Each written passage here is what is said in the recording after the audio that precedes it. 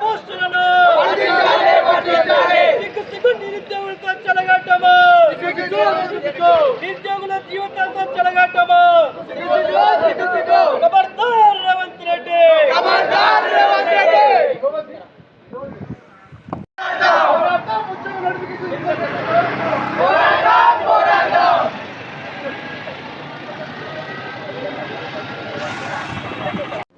ఈరోజు all India youth federation రాష్ట్ర వ్యాప్తంగా కలెక్టరేట్ల పిలుపులో భాగంగా ఈరోజు మేడ్చల్ మల్కాజ్గిరి జిల్లా కలెక్టరేట్ ముట్టడి ఇవ్వడం జరిగింది.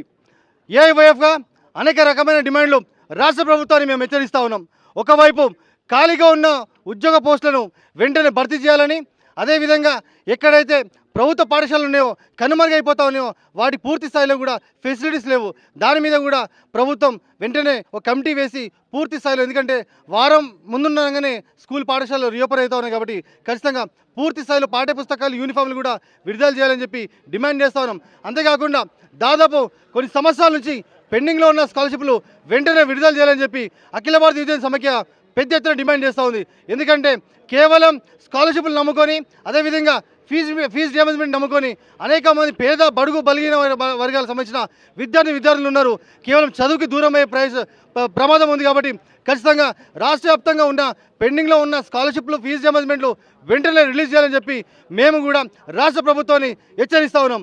మరొక వైపు నిరుద్యోగ వృత్తి కూడా పెద్ద ఎత్తున నిరుద్యోగ అవకాశం లేక చాలామంది యువకులు ఆత్మహత్యలకు పాల్పడుతూ ఉన్నారు. ఒకటే ఏఐవైఎఫ్గా మేము డిమాండ్ చేస్తూ ఉన్నాం, నిరుద్యోగులు మీరు ఉంటే జైల్లో అయినా పెట్టండి, లేదా ఉద్యోగ నోటిఫికేషన్ రిలీజ్ చేసైనా ఉద్యోగాలను పెట్టమని చెప్పి మేము హెచ్చరిస్తా ఉన్నాం.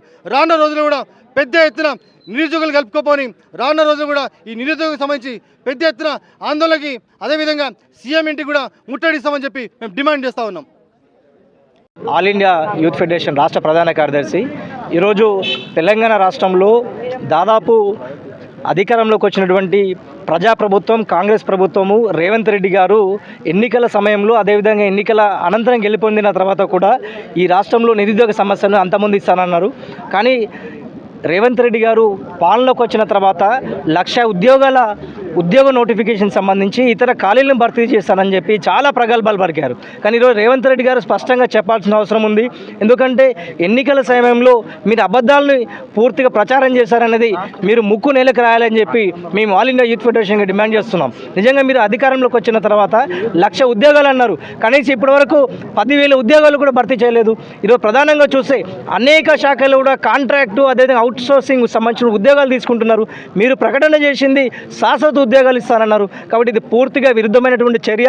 ఈరోజు నిరుద్యోగులు ఏదైతే గత ప్రభుత్వాన్ని గద్దెదించారో అదే నిరుద్యోగుల శాపంగా ఇప్పుడున్నటువంటి కాంగ్రెస్ ప్రభుత్వం కూడా చాలా కుయ్యక్తులతోని పాలన కొనసాగిస్తుంది. ఈరోజు ప్రభుత్వ శాఖల్లో పోలీస్ శాఖలో 12,000 ఉద్యోగాలు ఉన్నాయి, రెవెన్యూ శాఖలో 10,000 ఉద్యోగాలు ఉన్నాయి, వైద్య ఆరోగ్య శాఖలో 10,000కు పైగా ఉద్యోగాలు ఉన్నాయి, శిశు సంక్షేమ శాఖలో దాదాపు 14,536 ఉద్యోగాలు ఉన్నాయి. ఈరోజు R&B డిపార్ట్మెంట్లు ఉన్నాయి, అదేవిధంగా ఆర్థిక శాఖ, న్యాయశాఖ ఇవన్నీ కూడా 7,000. అంటే దాదాపు ఈరోజు 97,000కు సంబంధించినటువంటి ఉద్యోగ ఖాళీలు ఉంటే మీరు ఈరోజు కేవలం మొన్న రాష్ట్ర ఆవిర్భావ దినోత్సవం రోజు కేవలం 2,000 ఉద్యోగాలకు సంబంధించి, అంటే R&B, అదేవిధంగా ఫారెస్ట్ బీట్ ఆఫీసర్లకు సంబంధించి, అదేవిధంగా ఈ టెక్నీషియన్ సంబంధించి, డిప్యూటీ ఎడ్యుకేషన్ సంబంధించి 24 భర్తీలు. అంటే ఈరోజు మీరు కళ్ళపొల్లి అబద్ధాలతోని ఈరోజు కాలేపన చేస్తున్నారు. ఏదైతే గద్దెనెక్కారో ఆ విశ్వాసాన్ని, నిరుద్యోగుల్ని, విద్యార్థులు మోసం చేస్తున్నారు. మీరు మొన్నటికి మొన్న హిట్లర్ని అభివర్ణిస్తున్నారు.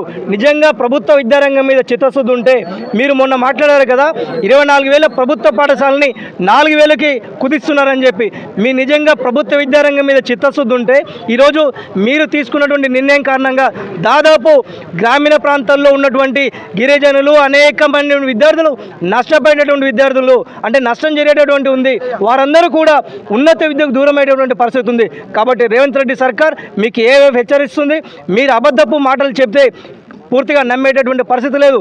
అందుకే ఈరోజు ప్రభుత్వ విద్యారంగాన్ని నిరుద్యోగాన్ని పూర్తిగా రూపుమాపాల్సిందే. మీరు లేకపోతే రానున్నటువంటి అనేక ఎన్నికల్లో కూడా మీకు ప్రజల వైపు ఉండి మేము ఖచ్చితంగా వాళ్ళ వైపు మీకు ఓట్లు రానియకుండా అడ్డుకుంటామని చెప్పి సందర్భంగా తెలియజేస్తూ ఈరోజు మేడ్చల్ జిల్లా కలెక్టరేట్ కార్యాలయం ముందు పలు ప్రధానమైనటువంటి డిమాండ్లతో చేస్తున్నాం. ఈరోజు పాలన ఈరోజు ప్రథమ పౌరుడిగా ఉన్నటువంటి ఈ జిల్లా కలెక్టర్ స్పందించాలి. నిష్పక్షపాతమైనటువంటి రిపోర్ట్ని రాష్ట్ర ప్రభుత్వానికి చేరవేయాలి.